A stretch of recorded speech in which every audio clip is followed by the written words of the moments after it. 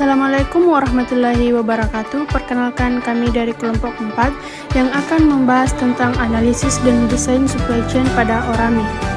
Adapun teman kelompok kami, yang pertama ada Nur Makfirah Putri Safudin, yang kedua Ummul Herani, yang ketiga Ramlah, yang keempat Dina Ummiyah Anhar, yang kelima ada Novia Fitri Ramadhani, dan yang terakhir ada Muhammad Fadal Rizky Syam. Bab 1. Pendahuluan. Manajemen rantai pasok supply chain manajemen penting untuk efisiensi dan daya saing perusahaan di era globalisasi.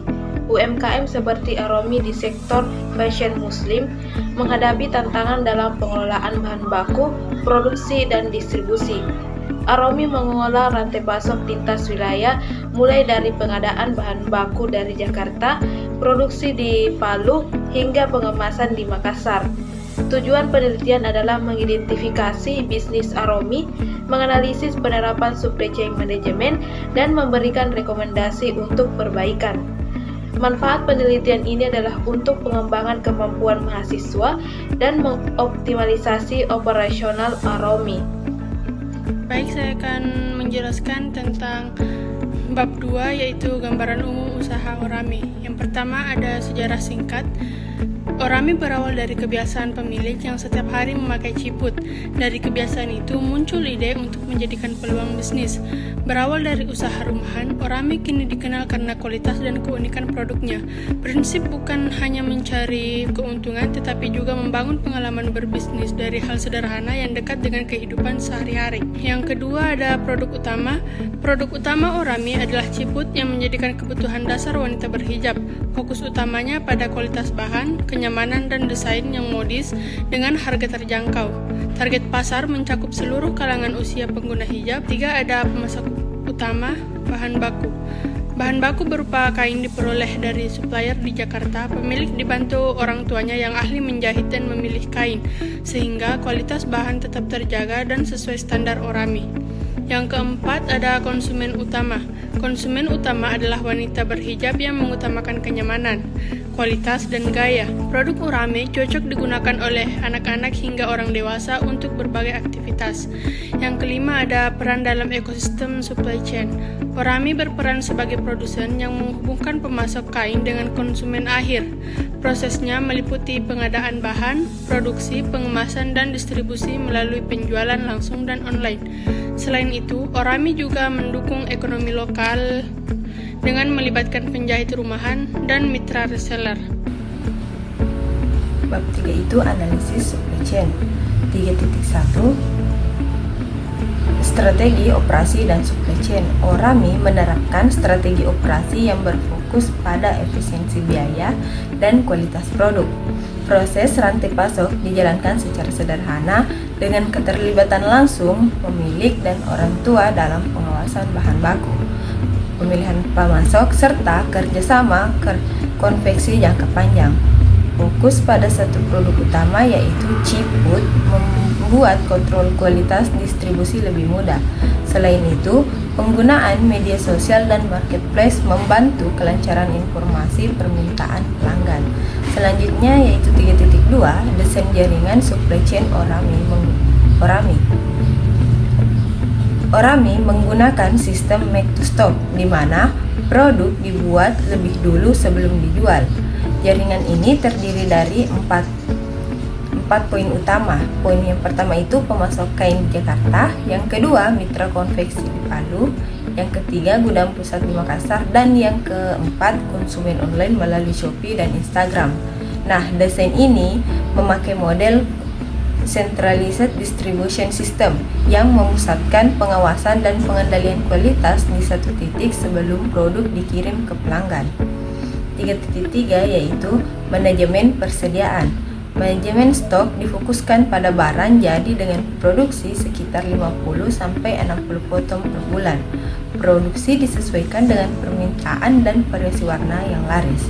Informasi stok diperbaharui lewat media sosial dan marketplace, sehingga pengendalian persediaan tetap efisien dan transparan bagi pelanggan.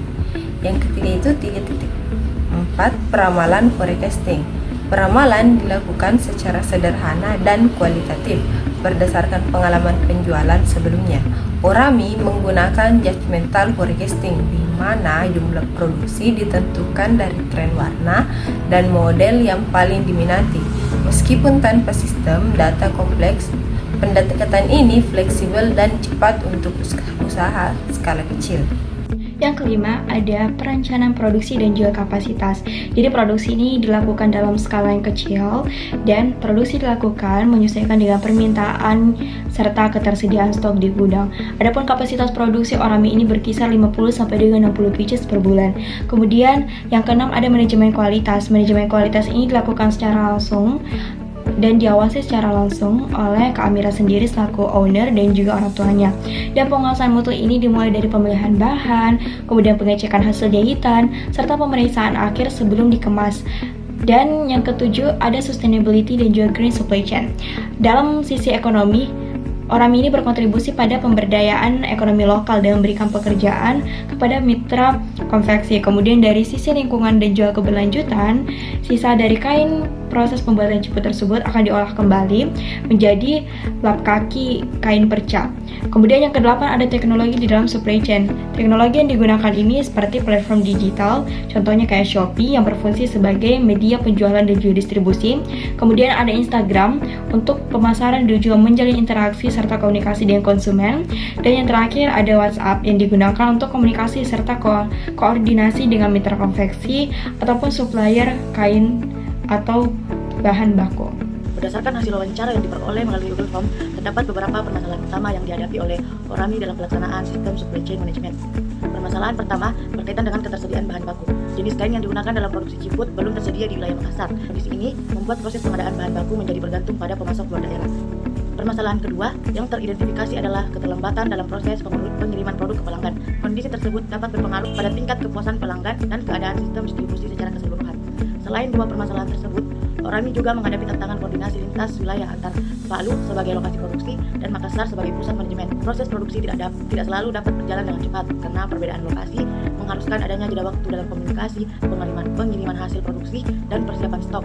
Berdasarkan hasil analisis permasalahan di atas, beberapa rekomendasi strategis dapat diajukan untuk meningkatkan efektivitas rantai pasok Orami. Yang pertama adalah Orami dapat menjajaki kerjasama dengan supplier alternatif di luar Jakarta yang mampu menyediakan jenis kain serupa.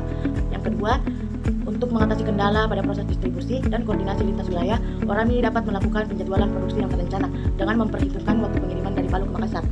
Ketiga, dalam konteks pengembangan jangka panjang, Orami berencana untuk memperkuat sistem quality control dan inventory management sebagai bagian dari peningkatan mutu dan efisien rantai pasok. Untuk materi tentang berdasarkan analisis terhadap penerapan supply chain management, di mana pada UMKM Orami dapat sebelum rantai pasok, usaha yang masih tergolong sederhana namun telah terkoordinasi dengan baik pada sistem setiap tahapannya. Orami ini berfokus pada bahan baku yang diperoleh dari supplier kain Jakarta. Proses diproduksi dilakukan oleh tukang jahit di Palu dan manajemen serta distribusi akhir dilaksanakan di Makassar. Struktur ini menunjukkan adanya integralitas wilayah yang masih tergantung pada komunikasi dan pengiriman antar daerah.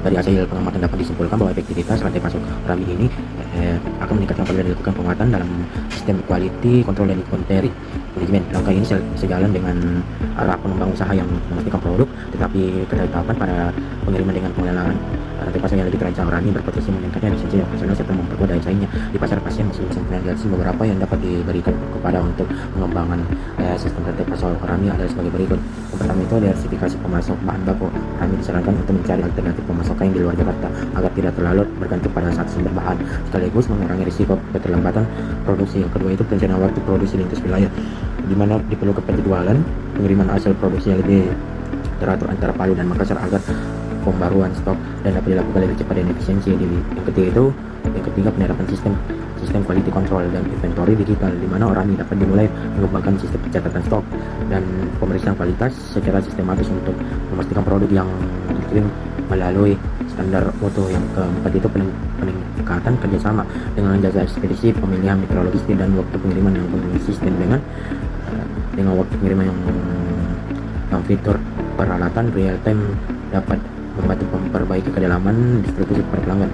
Dengan penerapan rekomendasi tersebut, Orami diharapkan mampu mengoptimalkan rantai pasok secara menyeluruh, meningkatkan efisiensi operasional serta memperkuat posisi kompetitifnya di industri fashion muslim. Itu saja saya menyimpulkan materi dan memberi saran. Assalamualaikum warahmatullahi wabarakatuh.